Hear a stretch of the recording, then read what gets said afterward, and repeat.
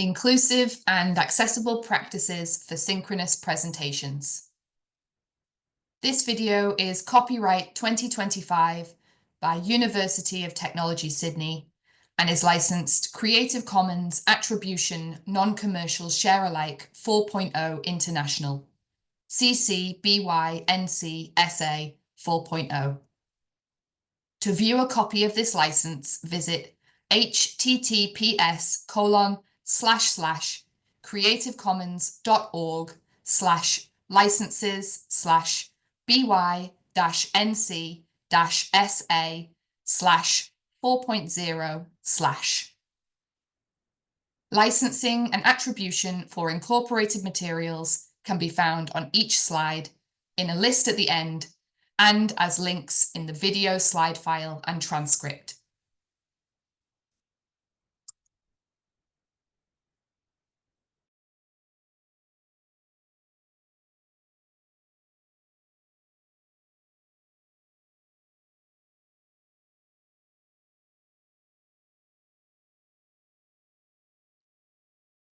Hello, everyone. Let me begin by checking my audio. Give me a verbal yes or a thumbs up in the chat or in your video. Can you hear me clearly? Excellent. How about my slide, Acknowledgement of Country? Is that big enough to read nice and clearly? Great. And can you see my face clearly as well?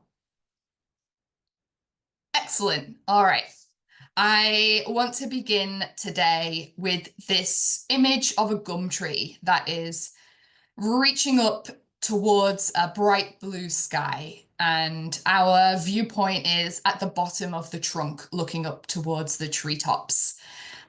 For me, this image, which I took really close to where I live on Gadigal land, makes me reflect and get a sense of connection to country. So I wanted to use it for the acknowledgement of country today. I begin by acknowledging the Gadigal of the Eora Nation, traditional custodians of land and knowledge in the place I live, learn and work. I pay my respects to the elders past and present.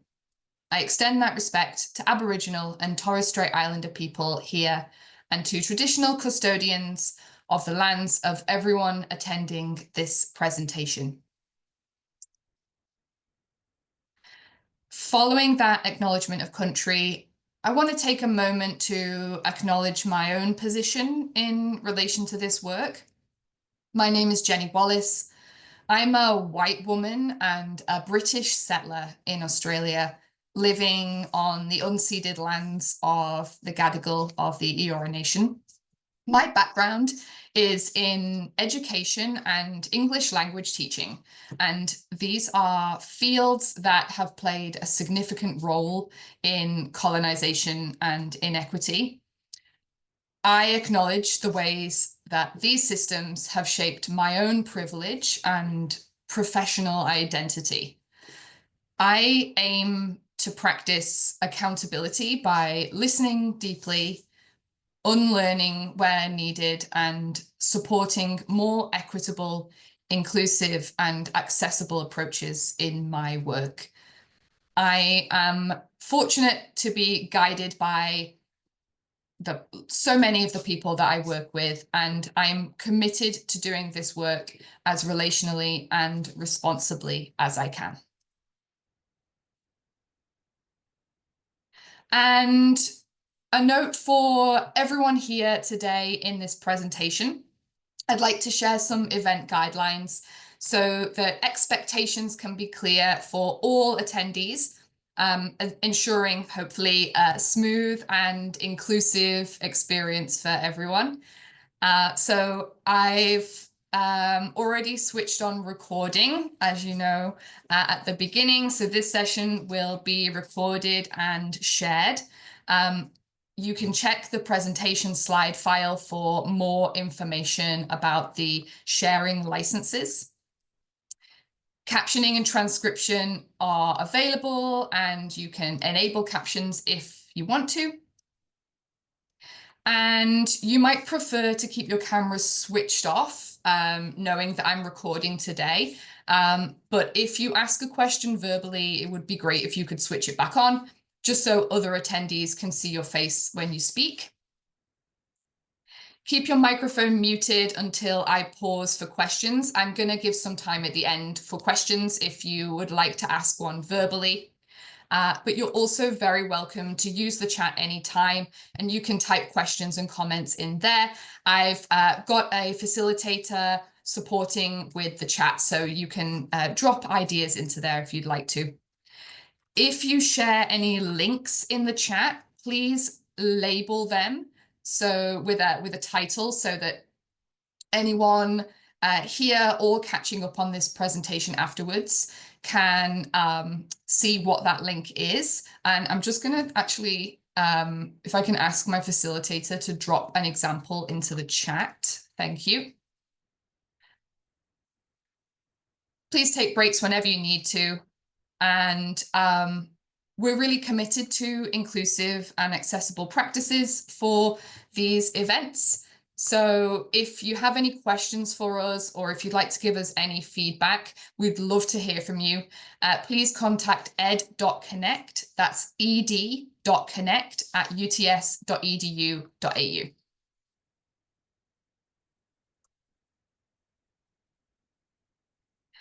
And I want to begin the presentation with this visual. And this really encapsulates a key idea behind the theme that we'll be unpacking today. So we've got 4 speech bubbles of different bright colors, and they're all overlapping. And it looks a little bit like a Venn diagram. And in the middle, so where all of the speech bubbles intersect, is a smiley face, which I thought was very cute. But the bigger meaning here is the idea that inclusivity is built through many voices and perspectives coming together. So through interaction, feedback, and presence. So in this presentation today on inclusive and accessible practices for synchronous presentations, we're going to be unpacking what inclusive and accessible practices are, and also demonstrating them live. Just a note on exactly what we mean here. So by synchronous presentations, I mean talks, lectures, demonstrations, speeches that offer attendees immediate engagement in real time. So it's live. These kind of events require really thoughtful planning and inclusive presentation practices to reduce physical and communicative barriers to participation, ensuring that all audience members can follow along. Audience members meaning everyone here could include people with a physical or an intellectual disability, people with low or no vision, people who are hard of hearing or deaf, or neurodivergent people too. So making sure everyone feels included and can follow along. And I'm going to really get started by talking more about exactly who this presentation is for and why it matters. I've already mentioned that a little bit. And then we'll go into what the practices are. So I've got them in 5 key areas here. So format, logistics and technology, resources and materials, verbal and non-verbal delivery, and interaction. Finish by wrapping everything up, summarizing briefly, and thanking everyone, of course.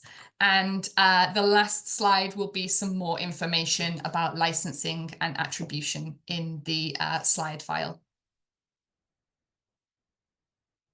So who's this presentation for? Why are all of you here? Well, probably you're someone who gives presentations or definitely facilitates presentations. Maybe sometimes, maybe a lot, could be online, in person, or hybrid. And you're probably doing this in an educational, in a teaching setting, but maybe not. And these tips can apply really to anywhere where people are presenting to other people in real time.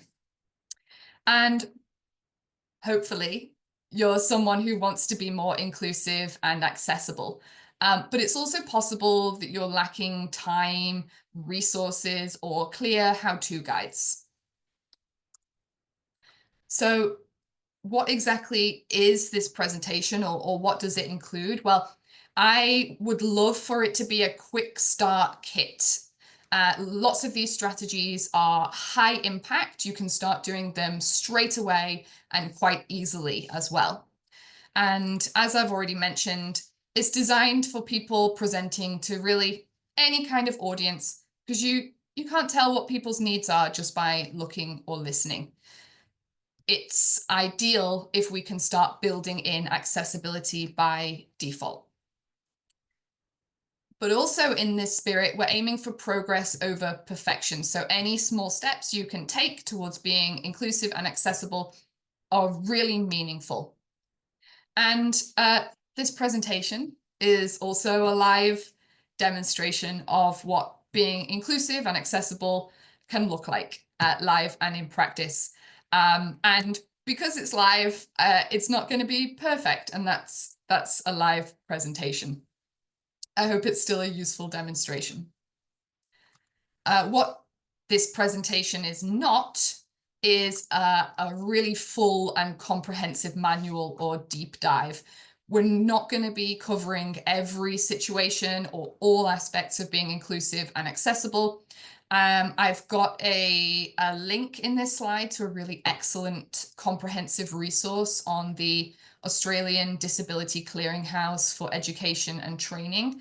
And hopefully my facilitator, yes, thank you, we'll drop that into the chat. This presentation is also not a one-size-fits-all adaptation. Please adapt this to your context, your content, and your audience. And I hope that you'll take away some doable, manageable strategies to make your next presentation more inclusive and accessible. I'm not quite sure how to help you with that. So, thinking about our first type of practice. On this slide, there's an image of a person lying comfortably at home, engaged in an online presentation on their laptop. Maybe this is you right now. There's a warm glow around them that's contrasting with their dark surroundings. And to me, it feels like that kind of intimacy that an online presentation can offer. And we're using this image to think about presentation format. Different presentation formats come with unique facilitation needs that can significantly impact engagement and effectiveness. So a presentation could be online. These are great because they eliminate the need for travel, making them convenient and also easily recorded. So regardless of location, mobility, circumstance, online presentations allow everyone to participate and feel included. And right now, if you're watching a recording of this presentation, that's because we could make it very easily. This presentation is online. In-person presentations can be really useful for fostering networking and creating a shared experience, enhancing connection and collaboration, but they can be inaccessible for some people because of the travel that's needed. And hybrid formats offer great flexibility, so both online and in person, but they require really careful planning to ensure that people in person and online feel equitably included and engaged. So On this next slide, I've chosen an image of two pairs of silhouette figures with their arms on each other's shoulders. And it's forming like a shape of support in the middle. To me, this image visually captures what it means to call for support. And one of these figures is me in this presentation. All along the way, when I've been planning this, putting it together, I've been fortunate to have people supporting the logistics, the resource creation, and assisting right now with technical support. So our slide theme is logistics and technology. It's really common, I find, for presenters and facilitators to spend time planning the presentation content, but thoughtfully organized logistics and technology are also crucial for a successful presentation. Planning ahead can significantly enhance accessibility, minimize unexpected issues, and also reduce your cognitive load as a presenter. So how do we do this? Well, start with finding out what your attendees' access requirements are. Ask them in advance. You could add this to the event promotion or the event email. I hope you noticed that for today's event information, I put in a request for everyone's access requirements. If your presentation is in person, make sure you select an accessible location. So that might include flexible seating or adjustable lighting in the room, mobility access, support for people who are deaf or hard of hearing, or people who have low or no vision. And whether in person or online, checking that your audio and visuals are clear is also really essential. So that definitely includes using a microphone, even when you're online. So you can see I have a microphone right now. And also checking that slides can be seen by the audience. So I hope you remember right at the beginning of this presentation, I checked in with everyone and said, can you hear me clearly? Are the slides clear? Incorporating live captioning and transcription is a really useful support for people who are following along in those ways, but it also benefits all attendees, and it creates a live record of a live presentation. So I will be doing that for this presentation today. Testing and practicing the technology beforehand can prevent technical glitches during the event. I tested all of this setup before this live presentation today to make sure it was all working smoothly. It doesn't prevent problems, of course, but it does really help. And key tip, get some help. Recruit a co-facilitator to provide support. You could even ask someone to be an accessibility champion to manage the technical aspects, the accessibility aspects of the presentation.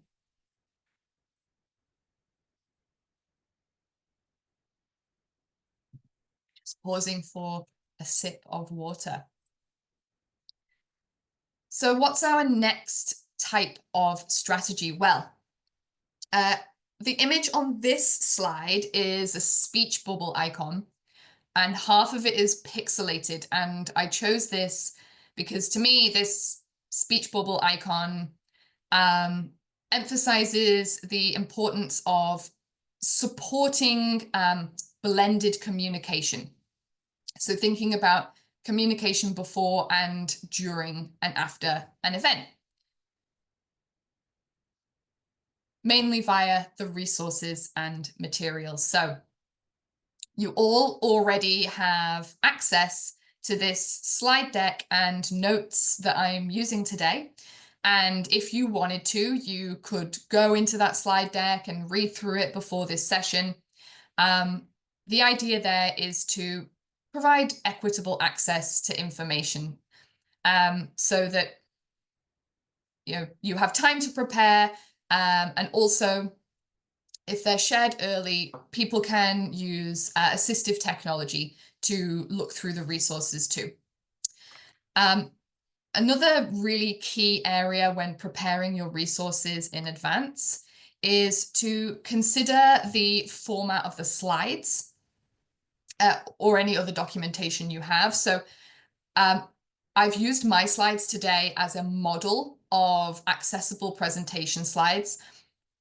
Please notice that I've used the preset slide layouts instead of adding extra text boxes. So, you know, when you have the boxes that already appear on PowerPoint slides, text boxes that pop up, I've used those to put the materials into the text and the images.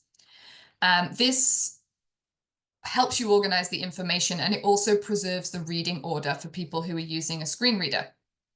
While you can't read it right now, each image also has alt text. So if you were interacting with these slides as a document, you could access that alt text. I've also used high contrast colors, mainly black and white, with other colors just for highlights, if you notice on this slide. And you also can't see in the format here, but I've used an accessibility checker to help me with all of those. So these slides were created in PowerPoint, and that accessibility checker helps me review reading order, alt text, color contrast, and other accessibility requirements as well. So make sure your resources and materials are inclusive and accessible.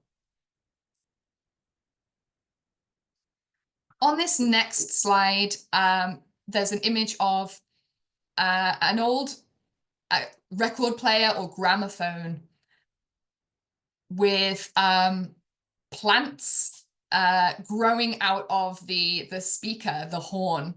I really love this image because it's a metaphor for listening deeply. This idea of when you listen, things are beautiful. Listening to context, to our community, because if we want our presentations to be truly inclusive, it starts with listening to the people in the room, not just delivering content at them. So actually, the theme of this slide is verbal and non-verbal delivery. So it's what you are saying and showing with your body, but also adjusting that approach based on listening, based on noticing participant reactions and endeavoring to provide an equitable experience for attendees who might be watching or listening. And of course, this is happening live, so it's a good idea to practice these in advance if you can. So throughout this presentation today, you've heard me explaining the images I've chosen for each slide and how they're related to the topic. Describing visuals or narrating actions means that people can follow via audio, and it also helps audience connect to the content. So that's why I've explained how I've chosen these images today. I hope my explanations have helped you engage more with each slide. And I also want you to know I'm not improvising these descriptions. I mentioned earlier in the logistics and technology slide that planning ahead can reduce your cognitive load. This includes things like visual descriptions. I wrote notes for these in advance to help myself when I'm presenting live. Using orientating phrases can help guide attendees through your presentation too. So if your slides have lots of information, make sure you direct your audience to where to focus their attention. And this is also important if you have a chat, like in the Zoom chat, so that you can direct your audience's attention towards questions, for example.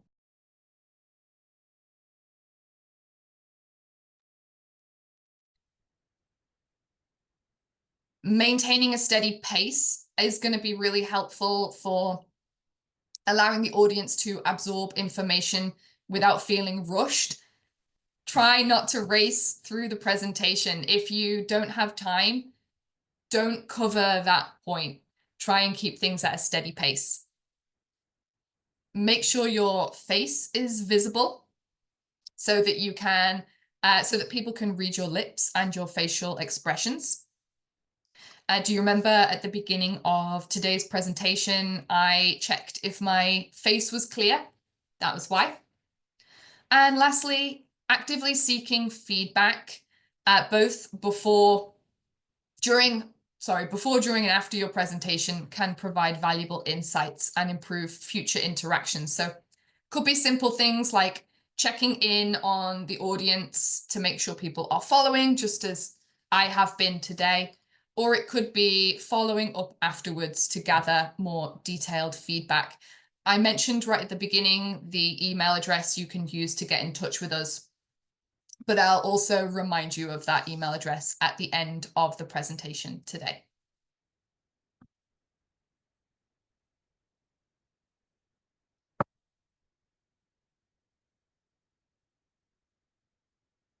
And our final image, a very familiar image for lots of people. This illustration, this artwork here shows 6 diverse individuals interacting over a video call, like a Zoom call. And each person is playing a different instrument. So we've got the 6 rectangles on the screen. I chose this because for me, it captures inclusive and accessible interaction. So people connecting creatively regardless of location and background. And that's our theme for this final type of practice here, interaction. In a presentation like the one that we're in today, we don't really have heaps of interaction between participants, but there is still my interaction as the presenter with all of you, and your interaction in the chat, and maybe verbally if you decide to ask me a question. And so that we can interact comfortably, I hope you remember that I set really clear expectations at the beginning with guidelines. So these guidelines are to help us interact, and they also included accessibility aids, so that you could know how to contribute, so verbally or via text in the chat. And I also gave some advice and examples of what that could look like. Just keep in mind that in a presentation like this one, audience members might not expect much interaction, certainly much chat interaction. Too much could become overwhelming. So I think the key here is just setting that expectation at the outset and relying on a helpful co-facilitator to manage that interaction in the chat as well.